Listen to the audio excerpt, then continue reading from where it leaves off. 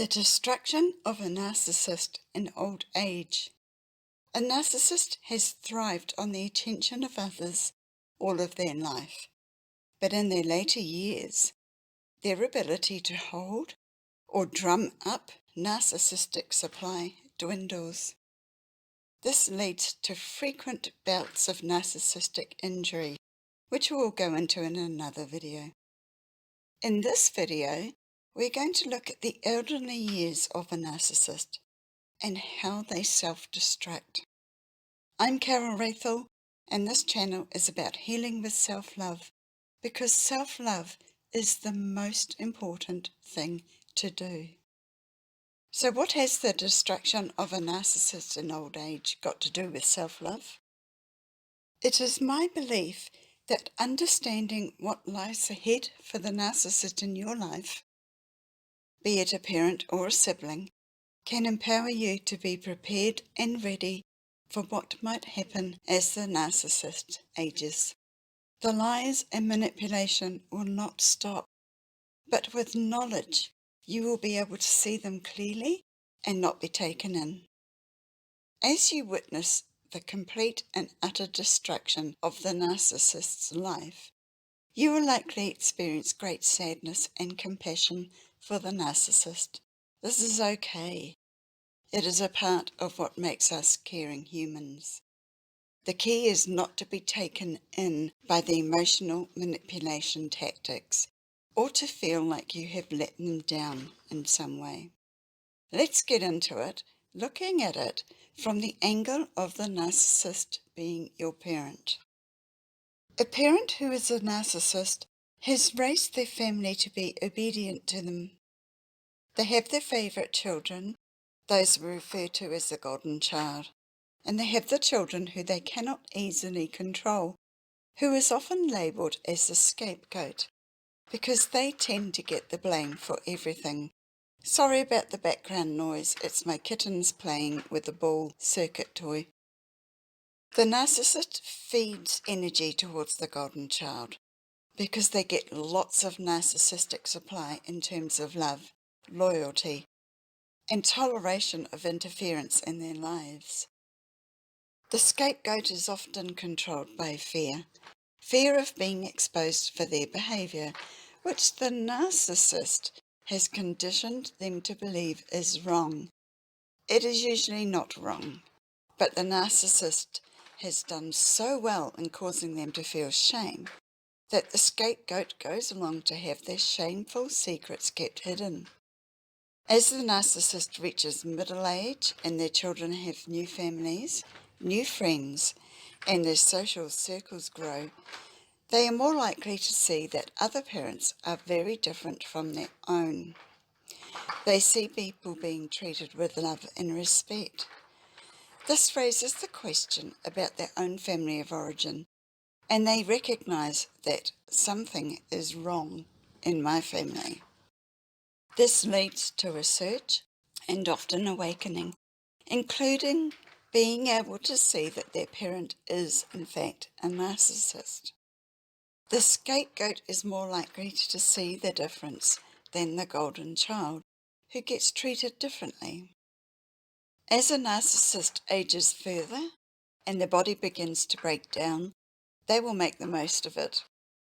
They may use their offspring for trips to medical appointments, or exaggerate their health condition to get sympathy and get their adult children to do more and more for them while they complain how unwell they are. They are not above lying about their health problems. This all being done in the goal of gaining as much narcissistic supply from the attention as possible. As the narcissist reaches their 60s and older, they often develop early onset dementia. The reason being is that their brains have areas that are not developed, and these not being present can speed up the deterioration of other areas of their brain.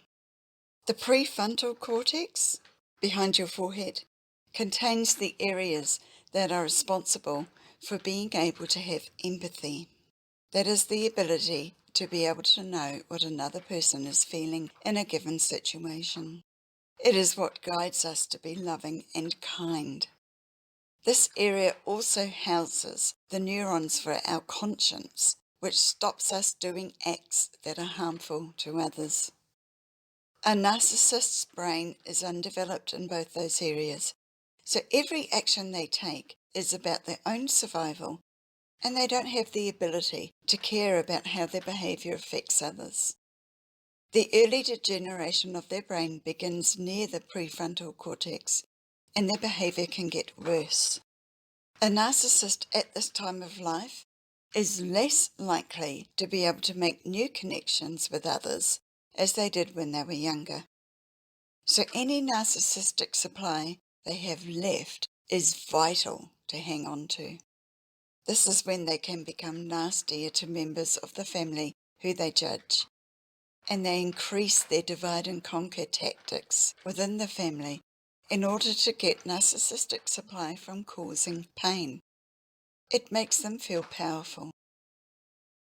As the dementia progresses, the neurons begin to die away near their prefrontal cortex, and they lose the memory of recent events, and any sort of control over their behavior goes away.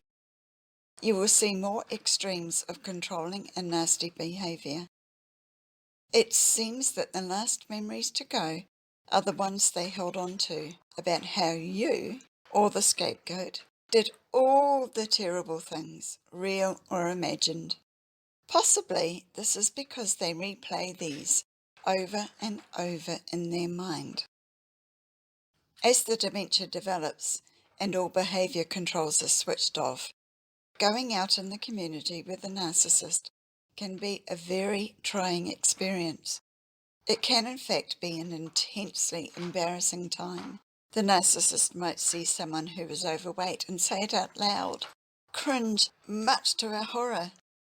Their behaviour degenerates into what we would expect from children who haven't yet learned to guard their words. Having had years to wreak havoc in their family, the ongoing loss of the narcissist's mental faculties often results in family members who have been divided previously to come together.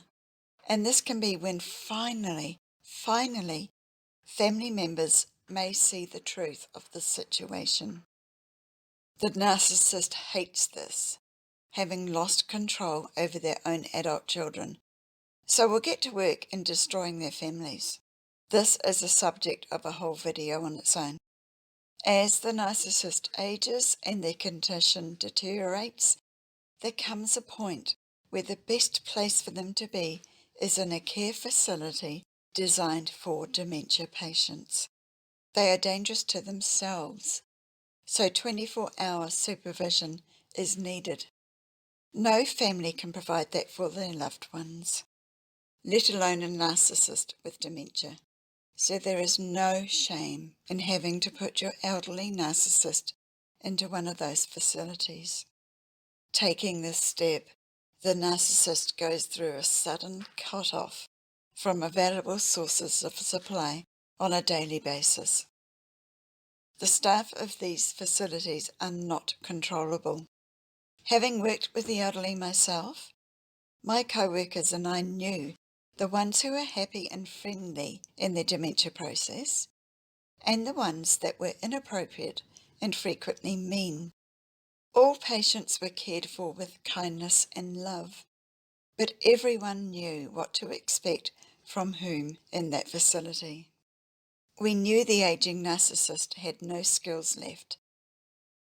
The narcissist will withdraw into the shell of themselves in deep bitterness, holding on to their sense of injury because they are unable to move out of it. Their body breaks down faster because their dominating toxic thoughts create acidity in their body, which has been ongoing all their life.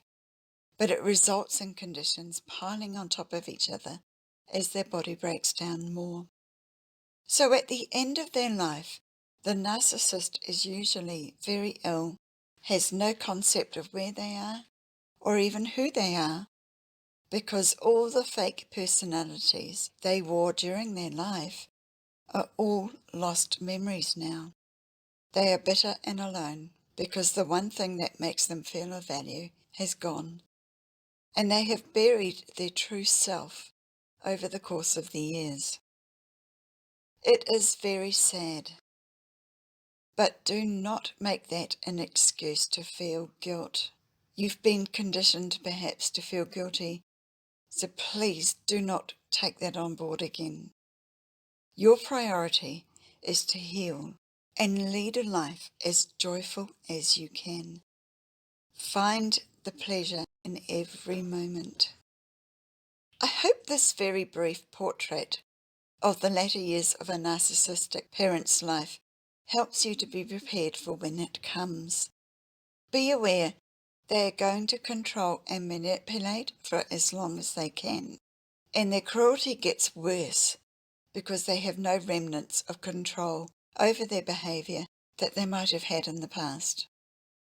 Their resentment grows because their life has become so miserable for them, and the supply grows scarce. If you chose to go no contact for the sake of your emotional and mental well-being, consider whether resuming contact in the latter years is going to be of any benefit to you or your narcissist parent, or if it might be stressful for both of you. I know myself, because I stood up and spoke the truth in my final contact, my presence will be stressful for my narcissist parent. So there is no benefit to resuming contact again. Whatever you choose, make it the decision that you feel right about. Please subscribe if you're not already. Hit the like button. It really helps this channel grow. Share this with anyone you know who is going through a tough time with an elderly parent narcissist. Until the next video, I am sending you oceans of love.